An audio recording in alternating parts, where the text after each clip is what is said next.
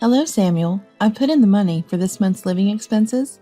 Make sure not to waste it, okay? I used to call my son Samuel at the end of each month to confirm the transfer. Being a boy, I thought contacting him too often might annoy him. Still, I wanted to hear his cheerful voice at least once a month. Thanks for the $15 support every month. I'm eating baked potatoes every day. What? I transfer $1,500 a month to you every month. Huh? We both tilted our heads at each other's words. According to my bank book, I had transferred the usual $1,500 to Samuel's account. Yet why did Samuel think it was only 1/100th of that amount? $15 can't do much, can it? But Mom, your company's having a tough time, right? What are you talking about? This year's performance has been the best ever. I'm even thinking about increasing the support money. Samuel was, surprised by my words. Where did he hear that my company was in trouble? I got angry as I thought about finding out who told him that. Samuel, I'll definitely sort this out for you. I hung up the phone to go to Samuel. I planned to go to the police after picking up Samuel. It must be him. I won't forgive him. My name is Aaliyah, a 49-year-old single mother, divorced from my husband Jeremiah during pregnancy. Since then, I've raised my eldest son Samuel alone. Fortunately, my family's business allowed me to work and study hard to take over. Thanks to that, our life was stable, and Samuel never lacked anything despite having only one parent. Samuel has always been very diligent, a bit careless, but always had top grades. When my father fell ill during his elementary school years, Samuel began studying hard to become a doctor. He got into a prestigious medical school, top of his class. I was ready to pay for college, but Samuel's efforts led to a tuition waiver, which was a financial relief. I was so proud that my son had worked hard and achieved such results. The university was about 2 hours by train from home, and to make it easier for him, I decided to let him live alone near the university, using the saved tuition money. By chance, there was a student dormitory, which we contracted. It housed students from various universities, and Samuel was looking forward to moving in. The dormitory had a rule that parents couldn't enter, and the moving in was helped by existing residents. It was part of their community building, the manager said, so I shouldn't worry. Not being able to see his room was a bit sad, but I accepted it as part of his independence. For a few days after he started living alone, Samuel regularly contacted me. But after a week, his messages became scarce, and after a month, I hardly got any replies. He must be busy with his new life and studies. After all, no news is good news, and he would surely contact me if needed, so I decided to wait and see. Samuel contacted me about a week before Christmas break. He talked about enjoying his classes, starting a part-time job, and being busy every day, and that he would come home for Christmas. Hearing Samuel's lively voice, I felt relieved. Then Samuel asked, "Can I bring a friend home when I come for Christmas?" Apparently, it was a boy from the same dormitory who had nowhere to go during Christmas. "Why don't you just come over to our place?" So Samuel invited him. Considering Samuel was always a bit shy, he must have really hit it off with this boy. I readily agreed without any objection. When I saw the friend Samuel brought home for Christmas, I was speechless. I had imagined someone quiet like Samuel. The boy standing at the doorway had brightly dyed hair and a lot of piercings in both ears. "Yo, welcome." "Ah, Samuel's mom. You're pretty. You must be popular, right?" Oh, maybe." Ignoring my discomfort, Eli, Samuel's friend, entered the house and sat on the living room sofa. His arrogant attitude made me want to say something, but I held back since he was Samuel's guest. During his 3-day stay, Eli often gave Samuel orders. I was worried, but Samuel didn't seem to mind much. "Hey Samuel, let's go to the arcade." "There's no arcade around here." "That's boring." "If it's boring, you can always go back." In these 3 days, I had grown to dislike Eli. Because of Eli's constant presence, I couldn't spend any time with Samuel. Our precious parent-child time was interrupted, and honestly, I just wanted Eli to leave. In the end, Eli stayed not just for 3 days, but until Samuel returned to the dorm, and I couldn't spend any time with Samuel. After returning to the dorm, Samuel's contacts became sparse again. Still, I received a thank you note and brief updates about his life every month, so I believed he was all right since he was an adult. But in spring, unusually in the middle of the month, I got a call from Samuel. Sorry, I've been busy and couldn't do my part-time job. I can't pay my rent. Could you send me some money? Is it because of the exams? But I don't approve of overspending. I'll send it this time, but be careful from now on. When I said that, Really sorry, Samuel replied in a dispirited voice. It was an unusual trouble for Samuel, so I somehow felt Eli was involved. Hey, is there anything troubling you now? I'm fine. Thanks as always. Just don't push yourself too hard. Got it. I was concerned about Samuel's lack of spirit, thinking he might be upset about his first financial trouble. Then, at the end of the next month, I called Samuel. Hello, Samuel. I put in the money for this month's living expenses. Make sure not to waste it, okay? I used to call my son, Samuel, at the end of each month to confirm the transfer. Being a boy, I thought contacting him too often might annoy him. Still, I wanted to hear his cheerful voice at least once a month. Thanks for the $15 support every month. I'm eating baked potatoes every day. What? I transfer $1,500 to you every month. Huh? We both tilted our heads at each other's words. According to my bank book, I had transferred the usual $1,500 to Samuel's account. Yet why did Samuel think it was only 1/100th of that amount? $15 can't do much, can it? But Mom, your company's having a tough time, right? What are you talking about? This year's performance has been the best ever. I'm even thinking about increasing the support money. Samuel was by my words. Surprised. Where did he hear that my company was in trouble? I got angry as I thought about finding out who told him that. Samuel, I'll definitely sort this out for you. I hung up the phone to go to Samuel. I planned to go to the police after picking up Samuel. It must be him. I won't forgive him. I took a taxi from the nearest station and stopped near the dormitory. Then I called Samuel and secretly asked him to come out. Make sure no one sees you. Why? Just do it. Samuel seemed unconvinced, but still kept his promise and snuck out of the dorm. As he turned the corner and approached the car, I almost screamed. Mom, it's been a while. Samuel, what happened to you? Your body?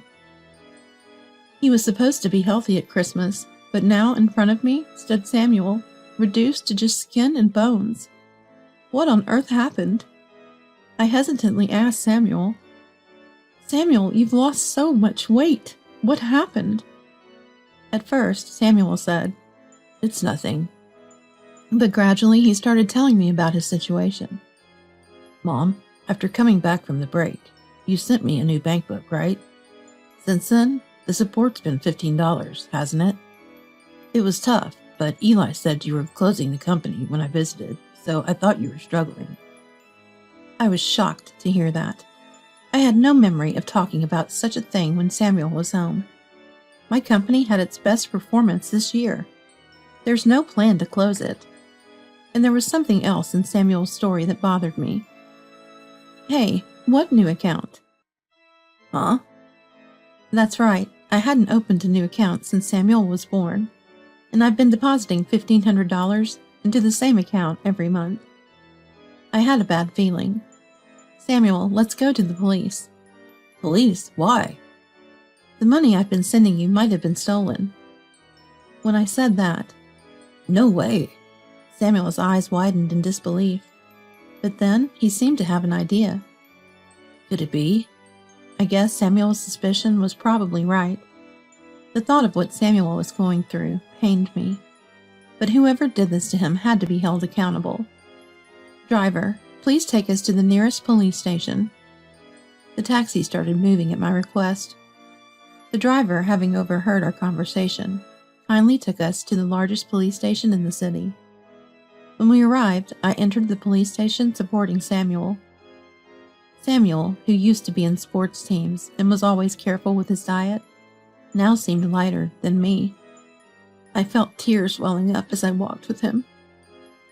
At the police station, a young male officer attended to us, listened to both our stories, and first offered words of comfort. You've done well to cope with such a tough situation. Hearing this, Samuel burst into tears.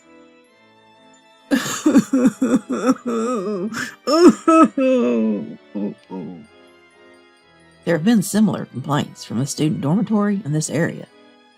Really? The officer said that in the last month, about 3 families had made similar complaints, and they all pointed to one person as the suspect. That person wouldn't happen to be Eli Rodriguez, would it?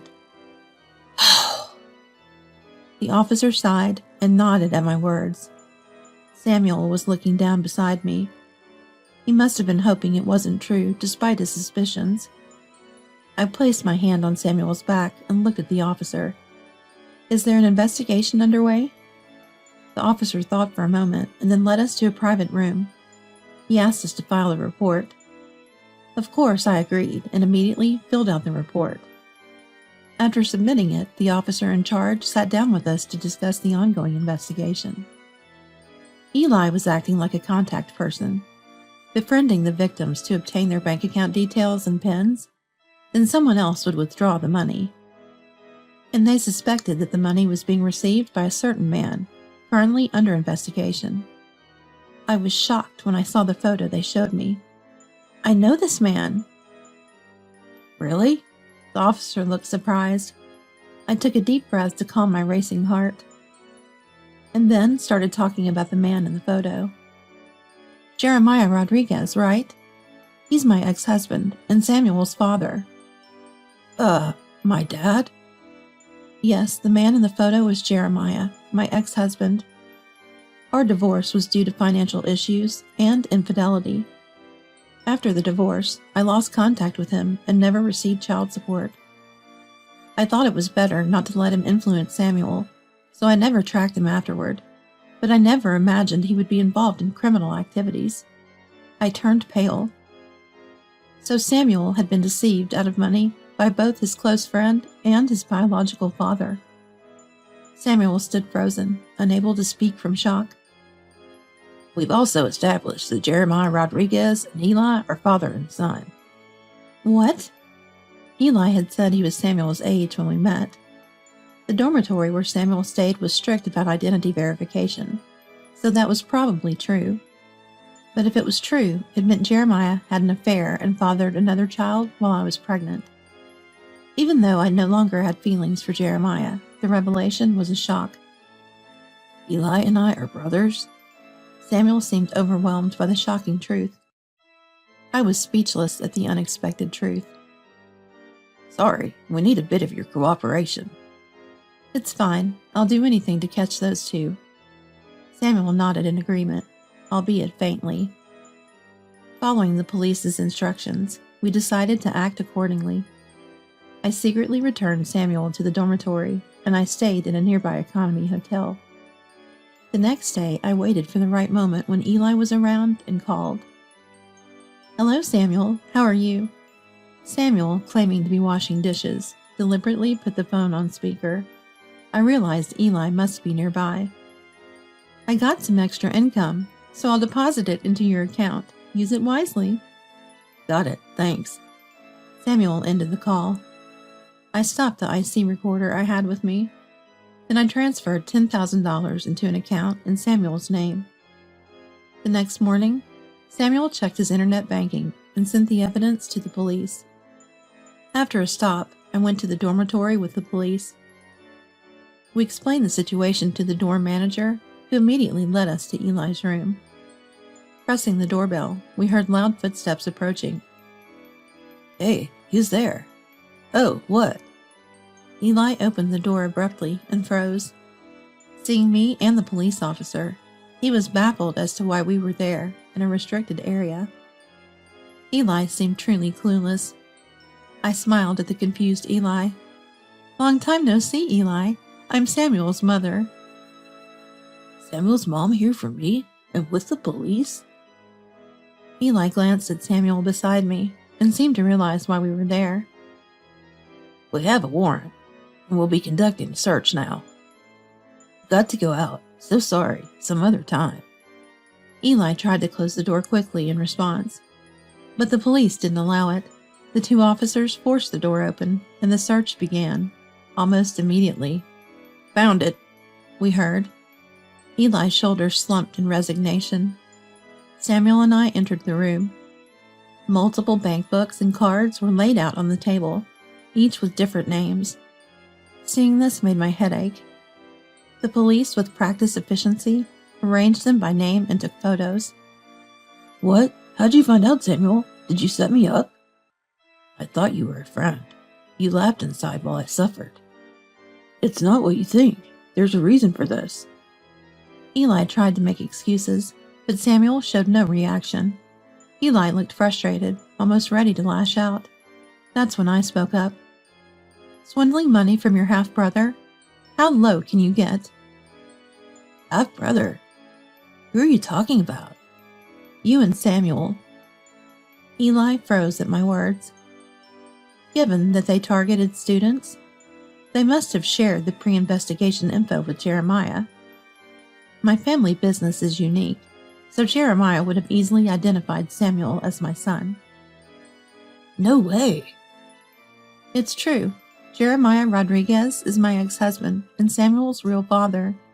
Seems like he was having an affair, and you were born from that relationship. Eli sat down, stunned. The police had informed me that Eli had a sickly younger sister. After divorcing me, Jeremiah quickly remarried his affair partner, but she didn't want a boy, so Eli was neglected. After she gave birth to a girl, Jeremiah and the woman divorced. The daughter was expensive due to her treatment, so she stayed with her mother, and Eli was taken by Jeremiah. Regularly, Eli visited his sister and gave their mother money for the treatment. Hearing this, I realized the significance of the sibling relationship to Eli. My suspicions seemed to be confirmed. I exploited my own brother? With those words, Eli was taken away by the police. Samuel and I went to the police station and were shown only the bank books related to us among those seized. According to the investigation, Eli had been getting victims drunk or going shopping with them, checking their pens at ATMs, and then stealing their bank books, cards, and IDs when visiting their rooms. His visit during Christmas was to check if my family was wealthy. He then set up new accounts, transferred the money from the original accounts, withdrew it all, and deposited only a small amount into the new accounts. That explained why the bank book entries never matched up with my expenditures. I sighed in understanding. Eli quickly named Jeremiah as his accomplice, and by the next evening, Jeremiah was also arrested. I went to the police and shared everything about Jeremiah's past actions. Later, I decided to visit Jeremiah. Samuel wanted to come, but I asked to go alone this time, and he waited outside. Jeremiah, whom I hadn't seen in 20 years, had aged, but still had his condescending attitude. Wow, what a mess. Got carried away, huh? He spoke nonchalantly with no sign of remorse. I had to suppress my anger. I forced a calm smile. How pitiful. Lost at the casino, you see. Well, I'll just call my parents and get out of here soon. He responded as if making small talk. I slapped a piece of paper in front of him.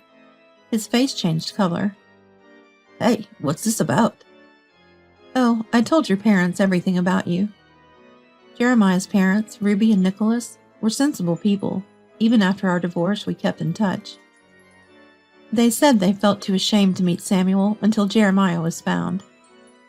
They had never met Samuel, but I never missed sending them updates with photos. When I told them I was visiting you, they asked me to bring this. You know what this is? It's a disownment letter. Jeremiah confronted me through the glass. I replied calmly to him. You, who ran off to a woman and cut all contact, wouldn't understand their struggles. They've been patient, wanting to meet their grandson Samuel, but they decided to wait until your disgrace was settled. You should have let them meet. Don't you dare say that after all your running away. My voice raised, and a police officer in the room cautioned me to calm down. Calm down, please, he warned. I took a deep breath to settle my heart. Anyway, now Ruby and the others can finally meet their grandson. Oh, and about Eli. What about Eli? He's got nothing to do with you. He says he never wants to see you again. He doesn't want anything to do with a father who exploits his half-brother. Ruby said she would take him in. What? Without him, how am I supposed to live from now on? Jeremiah's pathetic tone made me unintentionally laugh. I don't know. Maybe work can pay off your debts. Aaliyah, it's about us, right? Help me out. Oh, what a funny thing to say. Our relationship ended 20 years ago. I answered with the biggest smile of the day, leaving Jeremiah with a look of despair. I left the visitation room feeling refreshed, ignoring Jeremiah's protests. After that, several other crimes committed by Jeremiah came to light, and he received a prison sentence. He's not expected to be released for at least 5 years, giving us some peace of mind. Eli, having acted under orders, received probation.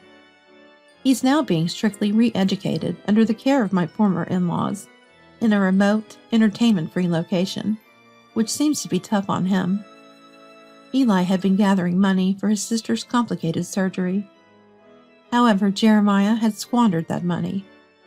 Despite his desire for entertainment, Eli is repeatedly admonished by my former in-laws. Samuel, initially confused, focused on his studies to become a doctor, successfully earning his credits and nearing the time to apply for a specialized graduate program. As for me, my company grew even more, enabling me to increase my support for Samuel. I was unexpectedly proposed to by someone who has been supporting me in the company. I'm currently keeping the proposal on hold. The person has been close to Samuel since he was a child, and it was Samuel who suggested accepting the proposal. Rather than dating, why not just get married? Samuel suggested, impressing me with his understanding of my character. You know my personality well. I was a little impressed. However, with Samuel's upcoming internships and exams, expenses will increase. For now, I'm focusing on supporting Samuel's journey to becoming a doctor. Then, I'll think about my own future.